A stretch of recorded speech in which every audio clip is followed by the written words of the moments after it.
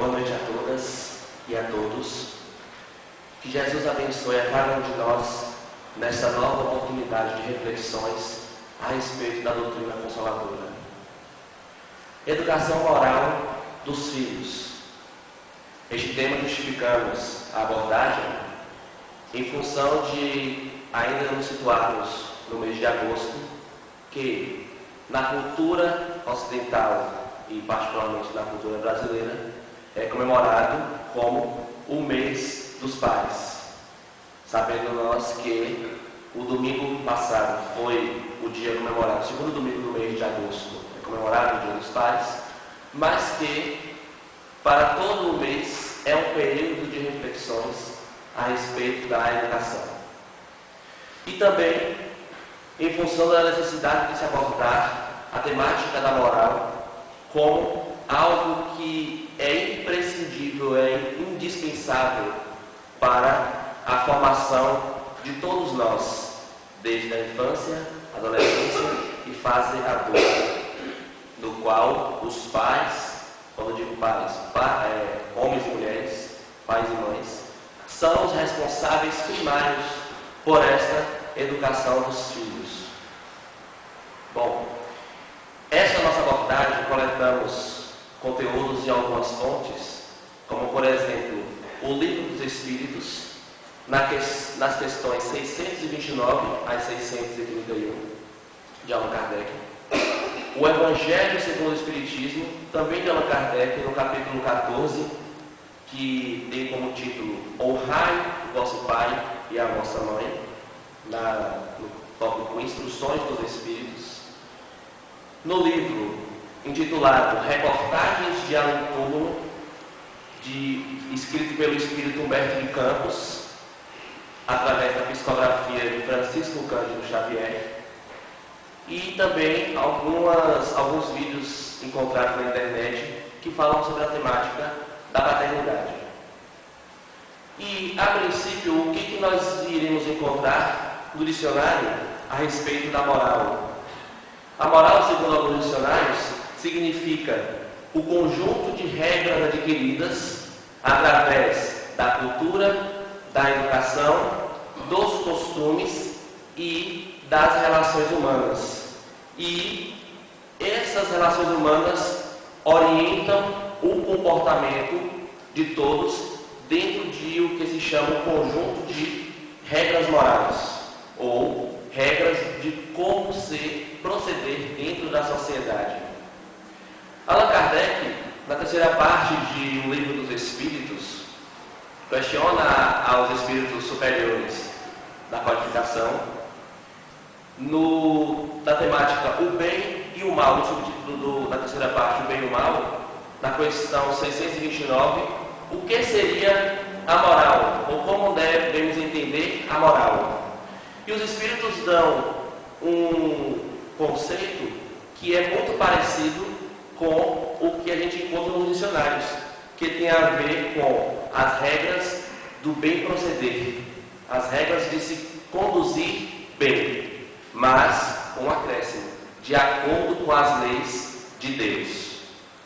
Porque aí já tem uma conotação de regras oriundas da divindade, das leis que regem o universo, e que a moral ela está de acordo com o cumprimento e o respeito a essas leis.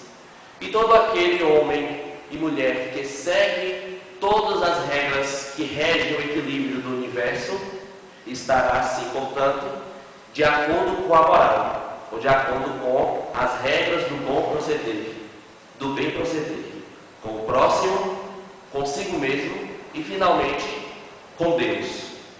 E Kardec continua perguntando nesse tema como a gente pode entender a diferença do bem e do mal, já que a moral é a regra do bem proceder. Então os Espíritos respondem de uma forma muito lógica, que tem a ver com aquilo que está de acordo com a lei divina. Tudo que se afiniza com o que Deus criou para reger o equilíbrio do universo é a moral. E se o homem, os seres humanos, se guiam de acordo com as leis de Deus, estará cumprindo o bem e se afastando do mal. Por quê? Porque o mal seria, segundo também o conceito dos espíritos, tudo que se afasta do bem, ou tudo que está de contra a lei de Deus. E é interessante a gente notar essa resposta quando a gente reflete que o mal não existe como força independente. O mal não existe como algo que controla algumas zonas do universo em um sentido de equilibrar o bem. Na cultura comum, muito se diz que o bem é Deus e o mal é alguma entidade que não vale a pena nós citarmos o nome aqui, e que existe a necessidade do bem e o mal no universo para que eles sejam equilibrados. E os espíritos vêm desfazer esse conceito, dizendo que o bem é a única coisa que existe, porque deriva de Deus, e o mal, tudo aquilo que se afasta do bem, tudo aquilo que se afasta das leis que regem o universo. E a partir disso nós vamos trazer para o aspecto da educação moral dos filhos, isso buscando uma abordagem em relação aos pais, já que esse período ainda permanece no meio dos pais, por conta da necessidade de conscientização a respeito de como nós estamos procedendo de acordo às relações com os nossos filhos. Como está sendo feita essa educação moral, esta regra do bem proceder diante daqueles que dependem de nós. Por quê? Porque essa fase da infância é a fase mais importante, talvez, do espírito encarnado, no qual os pais podem ensinar o bem, as virtudes e aquilo que está de acordo com a lei de Deus e, por outro lado, podar ou coibir ou evitar as más tendências que as crianças e adolescentes apresentam ao longo dessa fase de crescimento. Essa educação moral é fundamental na vida de todos nós, porque hoje o que nós somos, ou o que fazemos, ou de que forma pensamos, tem muito a ver com a formação que nós recebemos dessa educação moral. Ou também, muitas das vezes, a ausência de uma educação moral na fase da infância e da adolescência. Mas existem também alguns conceitos populares ou vulgares que dizem que a educação é responsabilidade da escola. A escola tem o dever de cuidar dessa parte para as crianças e adolescentes, e os pais têm o dever de dar a sustentação material. Comprar roupa, comprar sapato, comprar alimentação, levar ao médico, custear remédios. Então, algumas pessoas têm essa visão de que a educação é relegada apenas para a instituição escolar e os pais apenas com a responsabilidade da sustentação dos filhos. É um erro muito grave que muitos se deixam levar ao longo de toda uma vida para mais tarde arrepender-se amargamente. Por quê? É sabido que a escola tem uma missão fundamental de instruir. O que se vê na escola? Português, matemática, história, geografia. Em algumas séries, física, química e biologia. Instrução, conhecimento formal, científico, acadêmico. E na casa, dentro da família, se vê a moral, os bons costumes, o respeito, a boa conduta, as relações humanas de acordo com o respeito aos mais velhos, aos professores, aos familiares. Dentro de casa é a educação moral onde se vai ensinar virtudes e onde se vão corrigir vícios. Esse não é o papel da escola.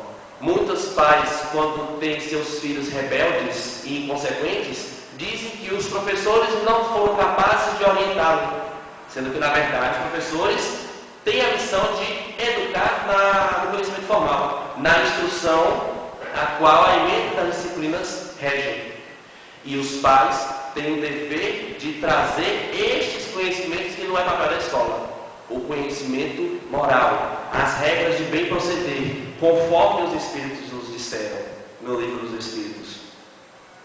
E Jesus foi destes maiores seres que nos trouxeram exemplos de moral para as nossas vidas, porque ele não só ensinava o que era o bem e combatia o que era o mal, como também ele exemplificava em sua vida tudo aquilo que falava.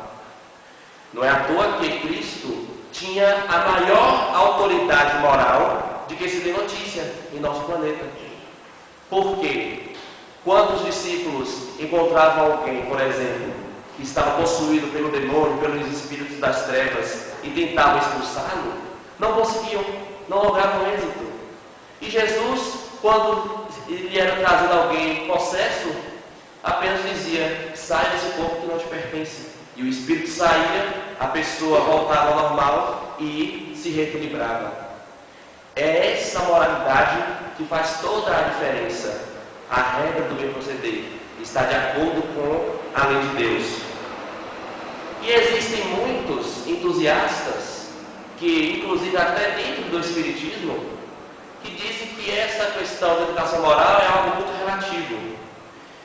Nós já escutamos falar de pessoas que dizem que não é obrigação deles dar, por exemplo, orientação religiosa para as crianças, dizendo que a parte religiosa ou moralizante para aquele que está crescendo, ele mesmo vai optar no futuro. Quando muitas das vezes nos perguntamos: fulano, o seu filho faz algum curso de evangelização espírita, ou frequenta algum grupo de crianças na igreja evangélica, ou faz parte de catequese na igreja católica? Alguns dizem que não.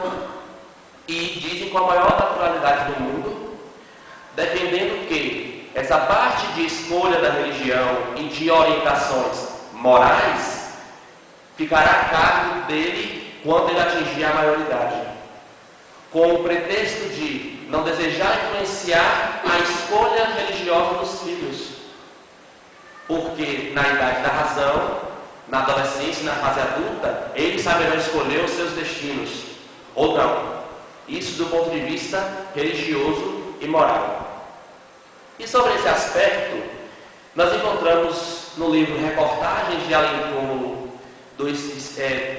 uma história contada pelo Espírito Humberto de Campos, através da psicografia de Francisco Cândido Xavier, uma história muito interessante que fala justamente dessa temática, que é sobre a educação moral dos filhos, intitulado O Drama de André. Os benfeitores espirituais estavam reunidos em determinada zona do astral e discutiam a respeito da necessidade ou não de se fornecer educação moral para as crianças. E alguns defendiam que existiam entusiastas dentro, inclusive, do Espiritismo, por conta de a doutrina ser de uma filosofia libertadora e reflexiva. Muitos atribuem apenas a fenomenologia espírita e esquecem da parte moral ou religiosa, julgando que apenas a filosofia e a ciência são válidas e são interessantes para estudo, e a religião é algo à parte. E o benfeitor coloca que isso é um engano extremamente grave para a formação das crianças e que incorre em grande responsabilidade para os pais, por conta de, quando Deus confia as crianças para uma família, para um casal, seja de qual forma ele esteja ou seja formado, Deus quer que aquele ser em processo evolutivo seja orientado por aqueles que já são adultos, porque aquele espírito reencarnante ainda é vulnerável a erros e apresenta uma série de imperfeições que deverão ser corrigidas pelos pais, e que quando isso não é corrigido, responderão estes pais lá na frente pela omissão nesta formação moral. E sobre esse aspecto, ele também aborda que muitos dizem que a família é um núcleo falido que o Estado é irresponsável e que não dá essa formação necessária para as crianças, mas o benfeitor defende que, por mais que essas estruturas, família, sociedade e Estado, sejam falhos, porque são compostas por seres humanos ainda perfectíveis, ou seja, vulneráveis a erros, se não existisse a família e o Estado, toda a sociedade em que vivemos voltaria à barbárie. Toda a sociedade voltaria às condições das cavernas, por não existir um conjunto de regras de bem proceder, um conjunto de culturas e condutas morais para as relações humanas. E sobre isso ele conta uma história que foi conhecimento desse benfeitor, que é o drama de André. André era um pai de família que morava com sua esposa e seus 2 meninos em uma cidade do norte, provavelmente na região nordeste. Eles colocam no norte do Brasil, no final do século XIX, período em que o espiritismo estava começando a se alastrar nas terras brasileiras. E André era um entusiasta positivista, e quando conheceu o espiritismo, ficou fascinado com a sua filosofia libertadora. E aquilo o tocou de tal forma que ele assumiu como se fosse a sua meta de vida e o formato de como cuidar dos filhos. Ele dizia para todos que a educação deveria ser libertadora, mas libertadora ao extremo, chegando ao nível de ultrapassar a liberdade para se tornar libertinagem. E a esposa se preocupava com esse aspecto porque ele dizia que não era necessário educação moral para as crianças, ensino religioso. A esposa dizia: meu bem, nós precisamos dar uma formação religiosa para os nossos filhos. O que vai ser deles se não for uma orientação cristã ou em qualquer outra vertente que seja, para eles entenderem o que é certo e o que é errado? Não. Eu me recuso a aceitar qualquer tipo de doutrina religiosa na mente de nossos filhos. A religião está falida. A religião é um conjunto de dogmas criados pelos doutores da igreja que fazem muito mais alienar do que libertar. Mas, meu bem, é preciso orientá-los o que serão deles, se eles não souberem o que é Deus, pelo menos. Saberem e conhecerem sobre o Criador, terem respeito e venerância com o Altíssimo. Não, isso não é necessário.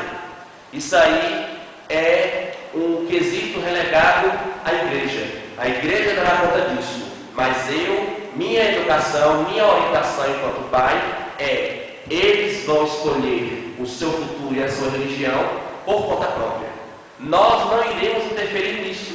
Porque na idade da razão, quando eles se tornarem adultos, eles vão saber escolher.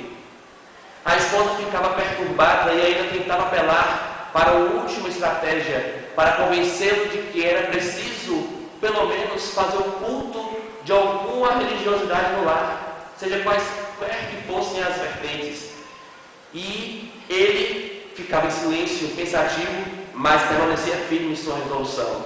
Porque nenhum desses doutores das igrejas, das mais variadas formas, iriam impor dogmas na cabeça de seus filhos.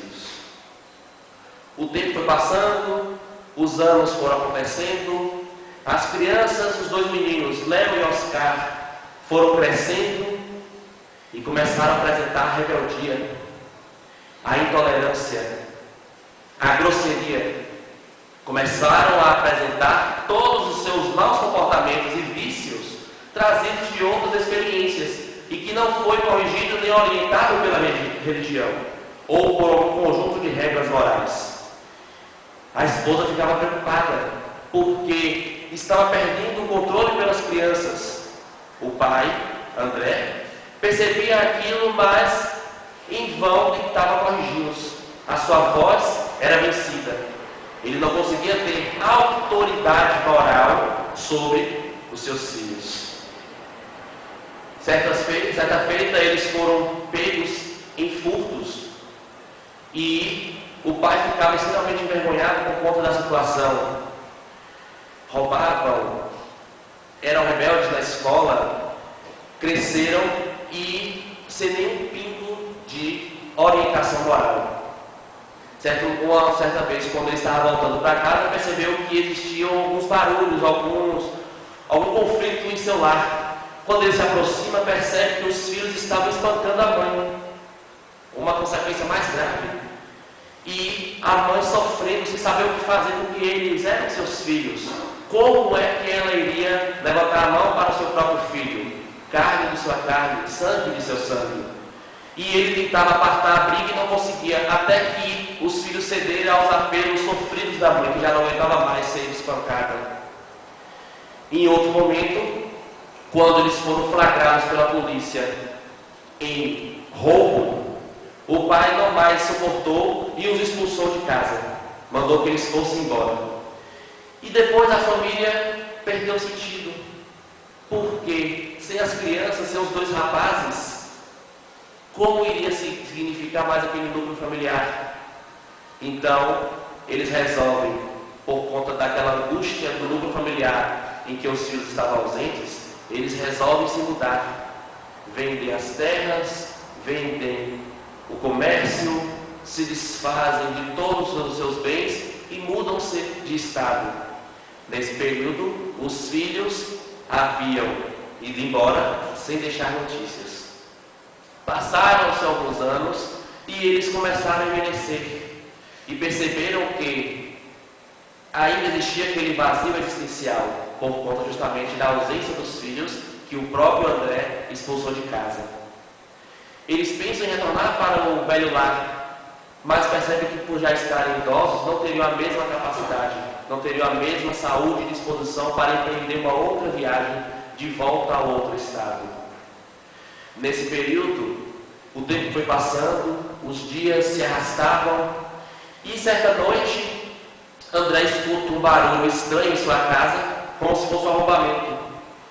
Ele percebe que deve ser um ladrão, pega na arma que existia dentro de casa e vai pé a pé até onde estava o cômodo onde existia um cofre de madeira em que eles guardavam os poucos pertences que ainda lhes restavam. Quando ele encontra o malfeitor, ele não pensa duas vezes, dá-lhe um tiro a queima-roupa e este morre. A esposa escuta o barulho do seu quarto e levanta. Quando eles ligam a luz, tornam-se de estado de choque.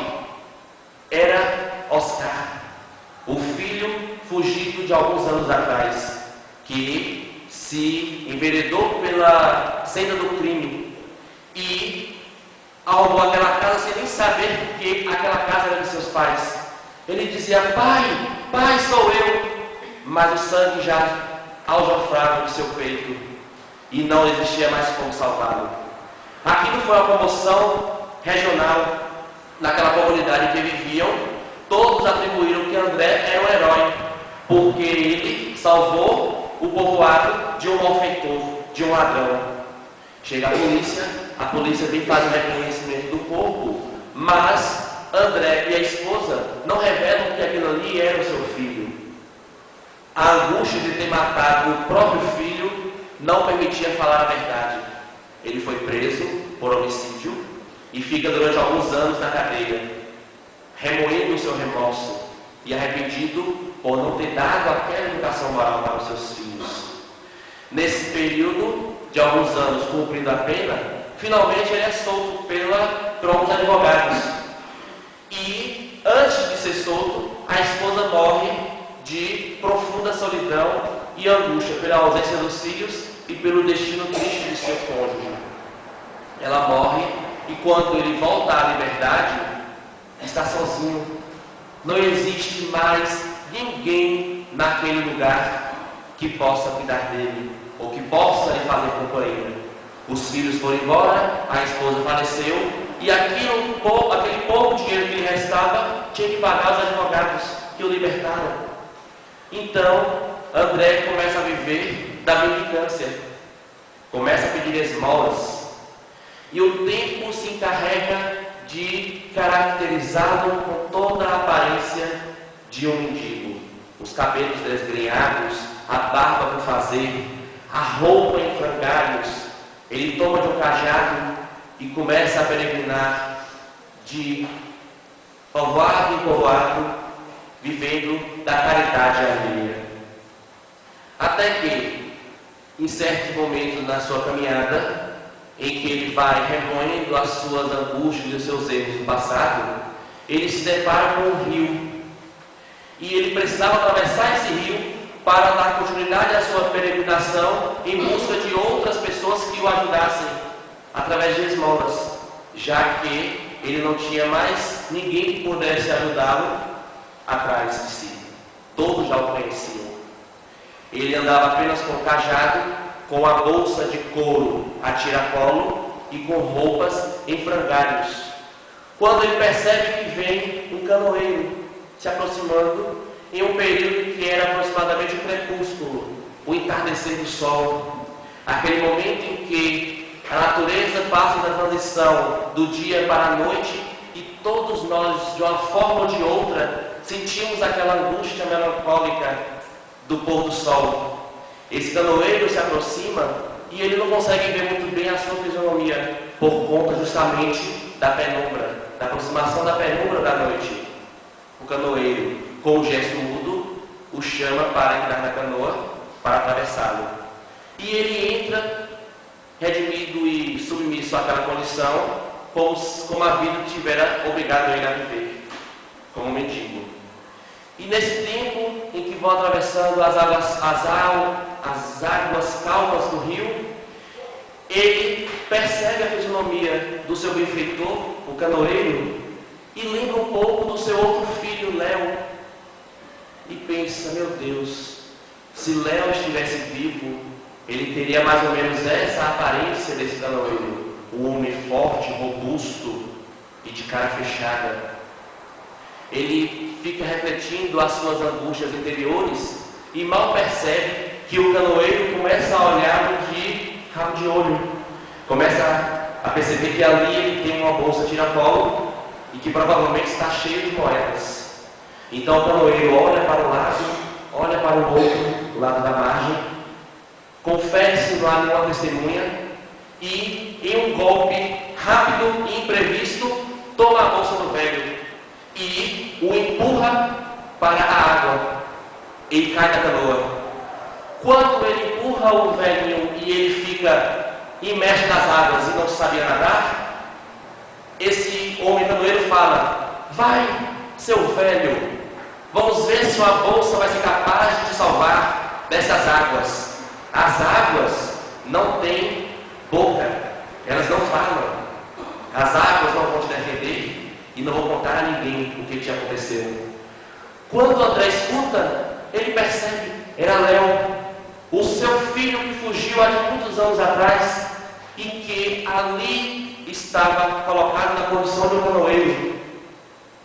Então, o seu instinto, a sua intuição paternal não havia enganado. Então ele grita: Léo, Léo, meu filho, sou eu, me salve. Mas já era tarde demais. O rio já havia o submergido e apagado toda a sua voz. E aí, dessa forma, o benfeitor, diante da sua plateia, faz as últimas reflexões, dizendo: como que essa educação libertadora gerou essas consequências para André? André, que julgava que a formação moral não era responsabilidade deles, sofreu com estas consequências.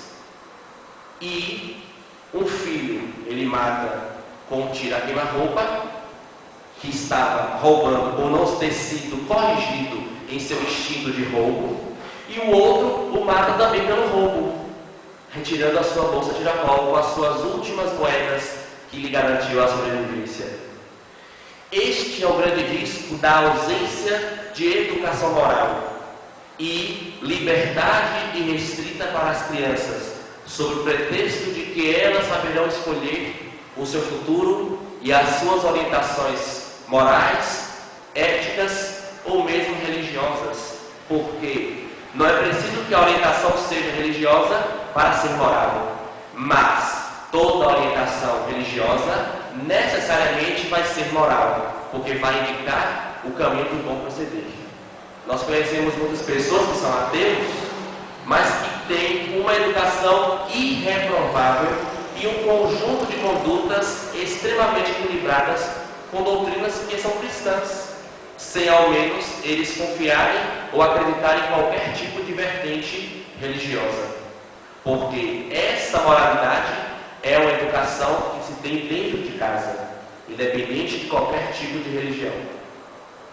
E Allan Kardec coloca um texto muito importante no capítulo 14, honrai pai e mãe, em um Evangelho segundo o Espiritismo, que é assinado por Santo Agostinho, um dos doutores da Igreja da Idade Média, em que ele aborda a necessidade de se corrigir os vícios das crianças na fase da infância. Santo Agostinho diz que Deus, em sua soberana bondade, permite que a fase da infância seja uma fase maleável, acessível e permissível para a correção dos equívocos dos filhos, das crianças. Por quê? Deus permite que a natureza do ser seja ofuscada por aquela aparência angelical, por aquela condição frágil e vulnerável, para que os pais, o pai e a mãe, se toquem de carinho, de amor e de zelo pela criança e o oriente. Mas que Deus também permite que esta criança apresente um pouco das suas condutas equivocadas, as suas tendências viciosas, justamente para os pais corrigirem. É a educação moral. E quando os pais são omissos nessa correção, muitas das vezes justificando que, coitado, é apenas uma criança, vamos fazer vista grossa, não tem problema, com o tempo ele vai aprender ao longo do crescimento, não precisamos ser rígidos e duros com as crianças, porque eles ainda são tão infantis, são tão vulneráveis, e vai deixando. E os vícios e os equívocos das crianças vão se sedimentando no ser. Por quê? A partir da fase da adolescência e quando chega a idade adulta, a criança não precisa mais desse cuidado dos pais. Então, ela revela a sua natureza tal qual é. Muitos se surpreendem. Meu filho era tão bonzinho e quietinho, era tão acessível, e quando se tornou adolescente, se tornou rebelde. Aí muitos colocam ele, se tornou aborrecente, rebelde sem causa. Não é que a criança mudou quando chegou na fase da adolescência. A criança se mostrou como ele é. E que o verniz da infância fornecido por Deus permitia que os pais cuidassem deles, mas que não eximia da responsabilidade de corrigi-lo. E quando não há correção, semelhante ao histórico de André, podem suceder-se consequências dolorosas, consequências até mesmo mortais, e principalmente a dor moral, a angústia do arrependimento de não se ter feito essa orientação devida. Então, que todos nós, nesse período de agosto, mês dos pais, possamos nos conscientizar dessa responsabilidade moral, dessa necessidade de correção, de orientação, de melhoramento das crianças e adolescentes. Porque quando Deus confia o Espírito para ser filho ou filha, é o mesmo que está dizendo: irei te confiar esse filho, e quando ele estiver lapidado para o bem, corrigido, orientado, me devolva. É a grande necessidade dos pais de amarem os filhos, mas não se apegarem a eles como se fossem suas posses. Deus empresta a sua criatura em processo de evolução, na forma de filho, aguarda que os pais orientem e corrigem, e depois toma de volta. É o que muitos se revoltam quando os filhos morrem em tenra idade, quando o adolescente sofre um acidente, ou quando o filho na fase adulta é acometido de uma doença terminal, e diz que Deus é cruel e injusto porque está tomando o meu filho. Mas São tantos filhos de tantas pessoas, por que pensarmos que nós somos mais ou menos privilegiados? Pode ser o meu filho, pode ser o filho dela, pode ser o filho dele, pode ser o filho de qualquer pessoa. Deus quer que a gente contribua com essa educação moral, segundo os preceitos cristãos, e depois devolva. Porque, na verdade, ninguém é de ninguém. Todos são livres. Mas essa liberdade, ela deve ser feita com um fator fundamental: a responsabilidade. E aqueles que não se procedem com essa responsabilidade vão responder amargamente por esta omissão. Então, que neste mês em que se comemorou o Dia dos Pais, sabendo nós que todos os dias são o Dia dos Pais, não só o segundo domingo de agosto, assim como todos os meses e todos os dias são o Dia das Mães, e não só o segundo domingo de maio, que nós todos possamos nos conscientizar dessa necessidade da educação moral, tanto dos filhos como de todas as crianças e adolescentes que estiverem, de algum modo, sob nossa responsabilidade, na escola, na evangelização, na vizinhança, em quaisquer lugares que nós fomos convidados a colaborar. Que Jesus nos abençoe e obrigado a todos pela atenção.